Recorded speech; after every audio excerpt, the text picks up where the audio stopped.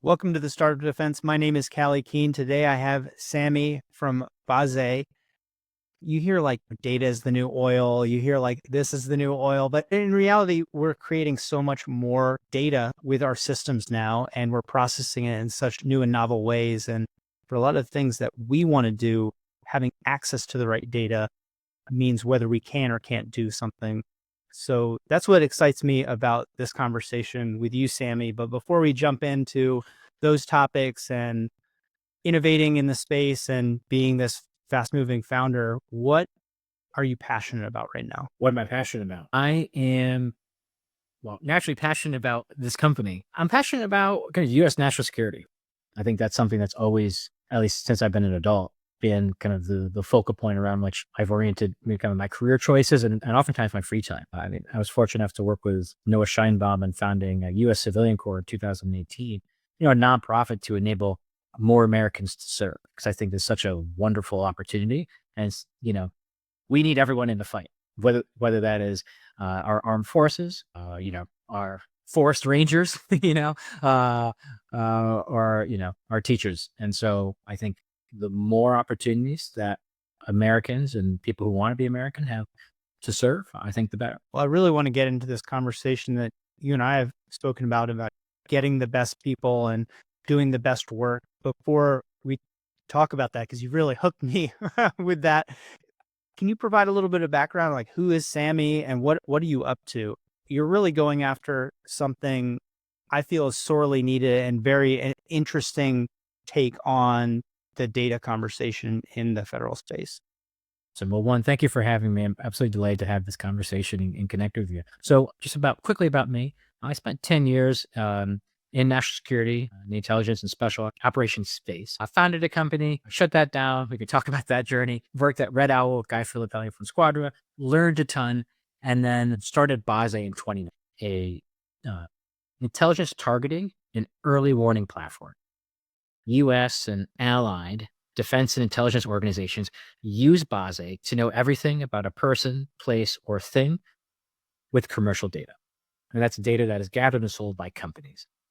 And the aha moment that led to founding Bazze was that a lot of the things that I and my former colleagues were doing in government in the early 2000s and the 2010s, you could see that the data that we were gathering, the things we were doing, were commercially available. And so, we all love a dangerous operation, but why do that when you could, buy it online? It didn't make any sense, particularly in a world where the threats are multiplying, it seems. The speed of everything seems to be moving faster. And we're in an increasingly resource constrained environment, meaning we have less money. And so you have this terrible combination of less resources and more threats. And that means we have to be smarter about how we understand the world around us. And so what ultimately it means is a reorienting of how our defense and intelligence organizations do their operations. And that means starting with the data that's out in the commercial world. And then whatever the answers that can't provide, then and only then do we send our government resources to close the last mile. We can talk about how exactly we do that. Really interesting. There's been a progressive more and more push around open source intelligence, OSN, more and more.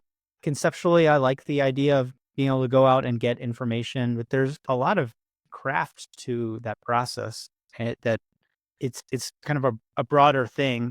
To your point, yes, skills vary significantly, access to capabilities vary quite significantly, but also the speed of getting that intelligence, getting that data varies wildly as well. So I like the idea of being able to go out and leverage commercial data and used all these, fancy new terms that people use of scraping this or getting this or, pinging this database, but going and just getting the data sounds very appealing to me if I want to move quickly and make a decision quickly at real world speed. Mm-hmm. So Well, do I have that kind of right? That's what's going on. yeah, and that speaks to what makes Bazze unique. So the first step is recognizing the issue, which is commercial data, which is data that's gathered sold by companies, and OZ writ large, what you can easily get from the internet.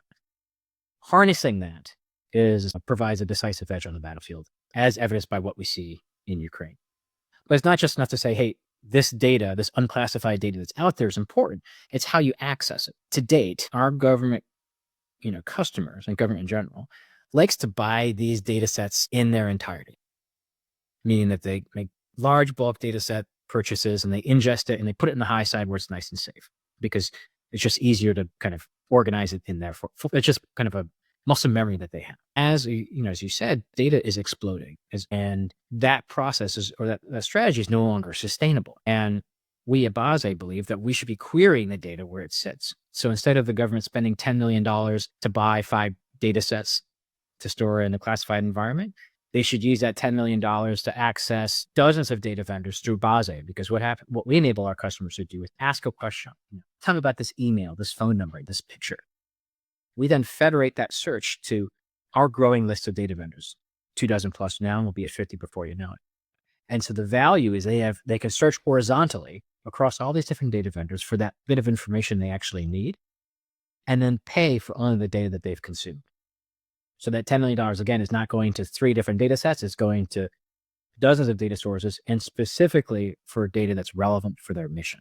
A 10x efficiency gain in both data discovery and, again, in this resource constrained environment, saving millions of dollars on data acquisition and really data storage costs. Because we know that there are national security organizations that are spending tremendous amounts of the discretionary budget on cloud service storage costs. And it's like hoarding. It's not a really great way to go. Yeah, it reminds me of people that have 10,000 pictures on their phone, but up until recently, there's not really any way of searching through all those pictures. It's like, what are you doing, right? You're hoarding memories. In a tangential way, this reminds me of, we had Luke Fisher, Sci-Fi, on the show, and being able to grab data when you need it from a marketplace for, in that case, GIS data and imagery, or being able to go and task a satellite and getting that imagery on demand. That really increased the speed which people could make decisions, but dramatically reduced the cost. And that's what I'm kind of hearing here too, is this is interesting because I don't really need all the data. I need just what I need, and I need it right now. Yeah, the old model would be, I'm going to put a satellite in space and take a picture of the entire globe. The new model is, I need to query a database and get information from 5 minutes ago or directly from the source of that data. So I really like marketplace approaches when it comes down to information that I need to use to make a decision in real time, whether it's sensor data, personal data, imagery.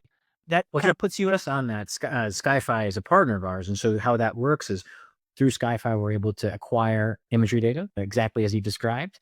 And then we have a SAR analytics provider, which can say, okay, well, here are the vessels or the ground vehicles or the aircraft in that picture.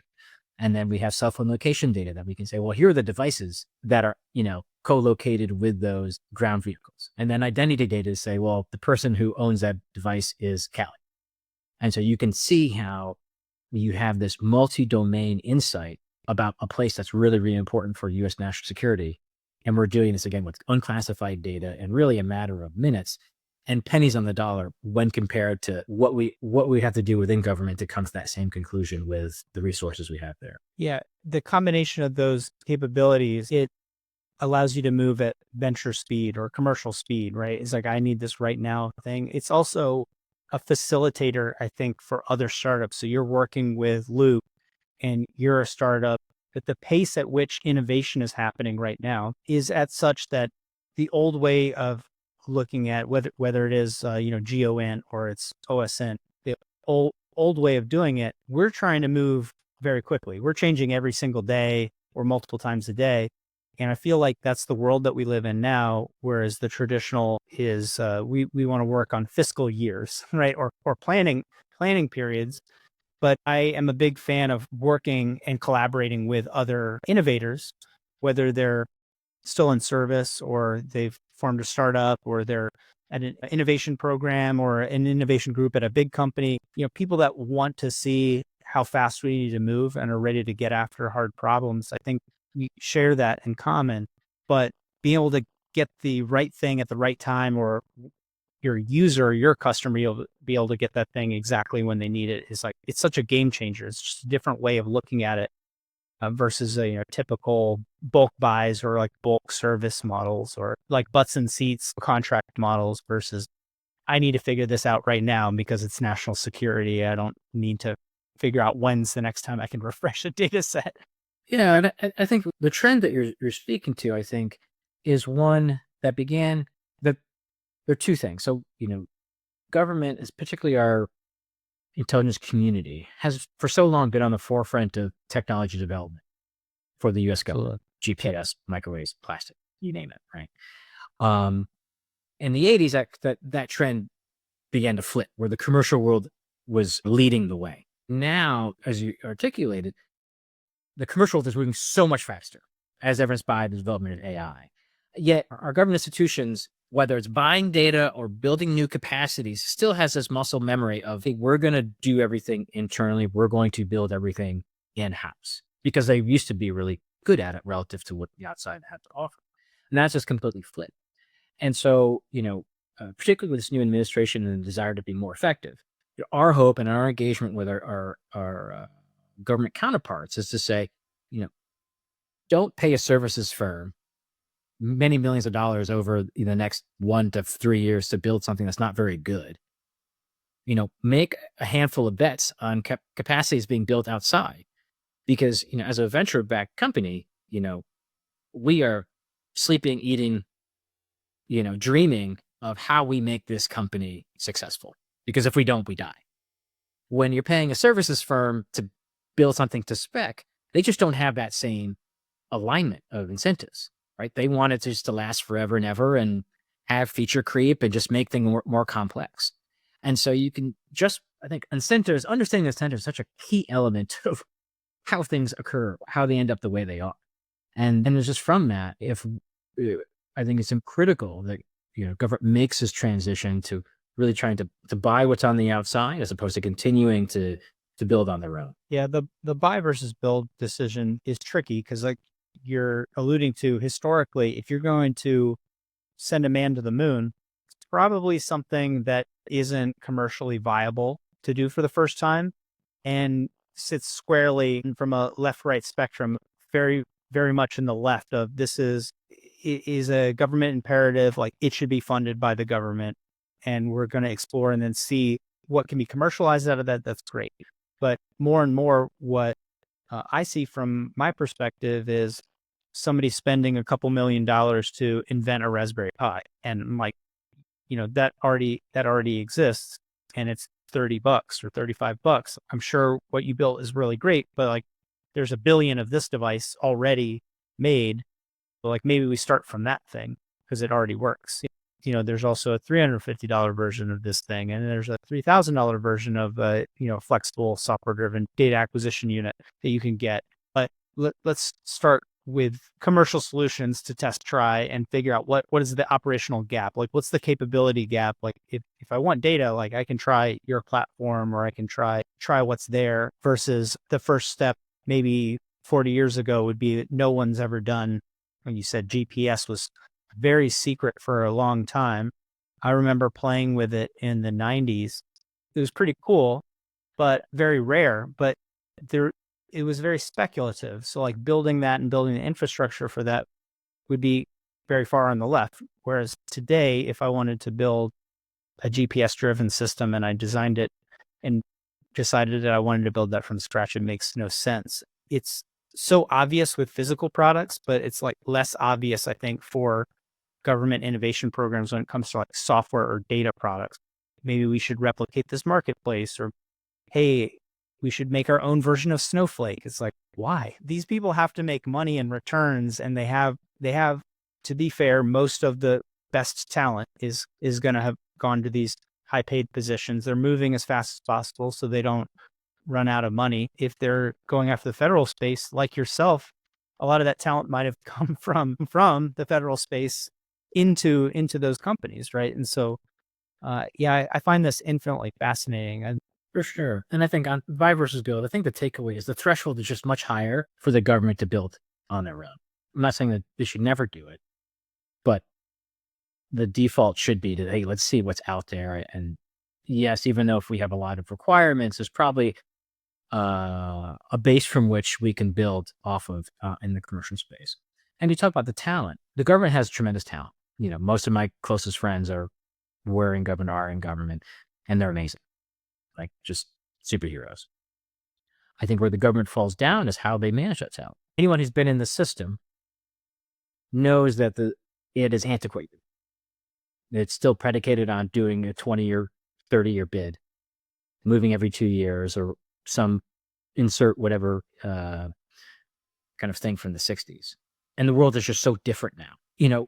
We've been talking about, Doge is a new word, but really everyone's been trying to figure out how do we have a more effective government ad nauseum. I think what's different now is this administration is willing to break some glass to actually do something. And so it's a tremendous opportunity to say, okay, what do we actually have to do to make our organizations, let's say with respect to the military, bigger, faster, stronger, more lethal? Because its mission is to destroy. That's what it does. How do we make this thing destroy faster? Or in the intelligence community, how do we fill our intelligence gaps more effectively? And if you were to speak to the leadership of these organizations, I guarantee you they have 5 studies on a shelf that tell you exactly what need to happen. But because there wasn't enough energy from the administration, or there was kind of internal policing because those reforms bumped up against kind of internal regulations or whatever the case may be, it was like, that's too hard. We're just going to continue kind of trundling along. And so my hope with this administration and those who are trying to make it more effective is that they do go on those listening tours to actually do what these organizations already know needs to happen. And a big part of that is, how do we manage and incentivize our workforce? So for example, we did an SBIR phase 2, $2 million back in 2019 with an organization in SOCOM. We had a very forward-leaning idea of leveraging commercial data in this kind of query in place manner. So Bazze, we are in existence because of the forward-looking ideas of the U.S. government. Halfway through our 1-year contract, after we had developed the product, used it in extremis, briefed it up the chain, our 2 champions PCS, or move elsewhere in the command, and the whole thing dies. So all the work we've done has just kind of gone kaput because we keep rotating our folks every 2 years. And if anyone who's moved with a family or moved abroad, of that 2 years, like the first 6 months, you're not really, you're just trying to keep everything together. And the last 6 months, you're planning for the next piece. So you're really only effective for half the time that you're actually there. So how do you get anything meaningfully done? Particularly when doing anything meaningful in the U.S. government takes so long and there's so many stakeholders. So you just have all of these kind of stillborn initiatives as a function of just how we continue to move people every couple of years. And so it's just one example of how if we had a bit more stability with how we manage our folks, maybe our phase 2 and that of so many other folks who had a great idea that demonstrated real value on the battlefield would have a much greater chance of actually surviving. And so that's just one of many different ways I think that we need to consider how we actually handle the substrate of innovation, which is ultimately the people. From a person that's been on a lot of product development adventures, I've had that exact same thing happen. We've been on projects where, it's just a change of who we're working with, change of command, something comes in, they're like, this isn't a priority anymore. Yeah. Okay, cool. Yeah. I've worked on this for 18 months. So we're just not going to do it. Okay, great. As a company, we get the chance of pulling up stakes and then going and finding a different customer, right? We can survive, but when you look at the internal innovation, if you're in service and you're like, hey, this is an initiative that I want to do to recruit people or to develop this talent or to do pieces that are inside, and then you leave, it's not like a company where I'm just going to take that idea and then go ping the next person at SOCOM or go talk to the Navy about a similar idea. The idea just gets shelved completely. That's a fascinating way of looking at it, Sammy. It kind of intuitively explains a lot without saying too much. But there's so many things that have to be changed. But I think that's just a very obvious one. I remember these, all hands where the leader holds up the hand of Susan or Janet or whoever the person's like, Susan made this thing happen. And she overcame all these obstacles to this heroic effort to do something effective within the organization. And everyone claps and great job, Susan. But no one's asked, well, why is it so hard for her to do this really important thing? Shouldn't that be our default? Why is progress reliant on heroic acts and, these miracle workers that are within the government that just overcome countless obstacles to be effective? What's your take on the dichotomy between that and being a startup founder? There's obviously very different challenges. So like, what is that kind of cultural fit moving and becoming a startup founder? Like, As far as life between as a government, what's the difference of that transition? What does that feel like, or what did that look like for you? there's two different worlds. I think when folks leave government, there's just a transition, depending on kind of who you are and your background and what you're ultimately trying to do. It just takes time, right? There's a new language, new expectations. There's different kind of architecture, different scaffolding around you. You know, there are ways in which government does a ton for you, but at least you're kind of hanging, and then vice versa in the commercial world. And so you have to kind of navigate that on your own to figure out kind of your optimal line. For me, you know, I left and immediately went to start my first company, and the TLDRs, it did not work out, but I learned so much from it about, picking the right problem. Like, am I really the best person to solve this type of problem? Picking the right team. Right? Do I have the team to really to complement what I bring to the table and to help realize this vision that we have, right? Because a startup is essentially it's kind of like a new religion. You're saying like, hey, this is the thing we should be doing now. And then the obviously the ultimate part is like, do people actually want the thing that I that I'm building? And in the case of the first company, I was wrong on all three. I was not the right person to solve the problem I was talking about, which was like a secure networking business. I did not hire the right skill for the right skill set. And then three, we ultimately built a product that people didn't like or didn't care for. So that was my journey. And so I was like, oh man, that sucks. But sometimes you can intellectually know something, but I think to spiritually know something, you have to experience it, I suppose. And so once that came to its conclusion, I joined a startup, Red Owl, with as I mentioned before, run by Guy Filippelli, a squatter who I'd known for 7 years. And that was a tremendous opportunity to continue about this transition, this dichotomy from government to the commercial world. That did a number of things for me. One, it just made me more technical. Right, I'm not a coder. I was a political science and Mandarin major in college, so understanding and really wrestling with the emergent technology of the day, which at that point was Redshift and Elastic and all these things.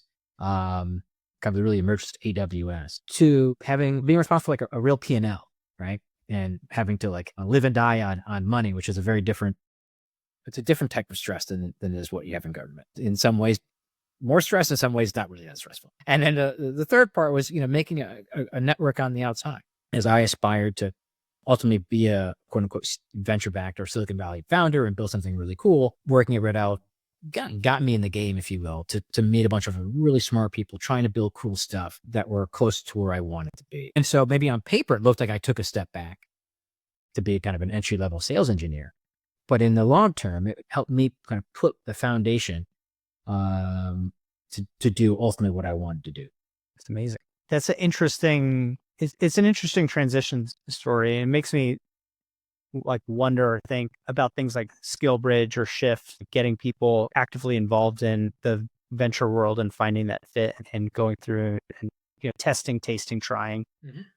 Really what I'm curious about now is what's next? Like what's on your plate next? Because you're getting buzz around the company and the product and your name keeps popping up. What's the next thing that you're looking at in the next 6 months, 12 months? Like what's going on with Bazze? For sure. And by our company's culture is low key, kind of like Marshawn Lynch, we're just about our business, but we're serious and we get the job done. And so now as we continue to grow, as we are deploying to the US, UK, Australia, and soon Northern European markets, we need great talent. And so as we keep bumping into each other, we're really excited to grow our engineering team here in San Francisco, hire in London and in Canberra and DC as we're closer and closer to our customers and making sure that they're getting the value they need from us and we're understanding and being able to look around corners. And it's really exciting as we grow from a team of about 10 now to soon 20 and 25 in the very near future. We've been quite capital efficient. We haven't raised a ton of money, but now back in the market before our Series A. And to be completely honest, we're profitable and growing, and this is kind of like the booster shot to really get us to hyperspeed and the rocket fuel. Right. Exactly. To bring it back to your moonshot.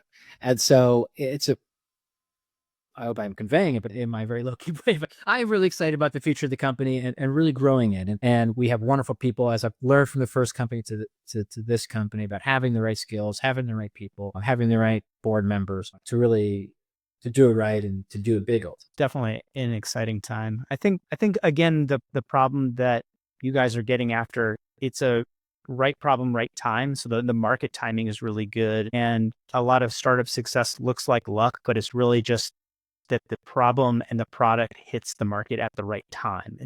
And I'm not a big believer in luck. Hard work usually is a more accurate way of looking at it, but this is a really good time for the solution that you're bringing. So it's interesting to track that. But Sammy, I really appreciate your time taking it out of your schedule to be on the show. It was really cool to get to know the company a little bit more, and I've enjoyed chatting with you. So appreciate it.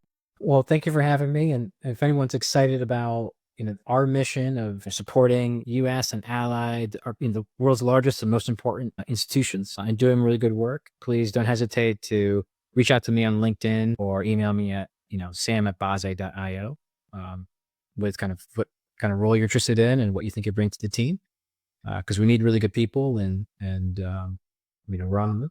My name is Callye Keen, and this has been the Startup Defense.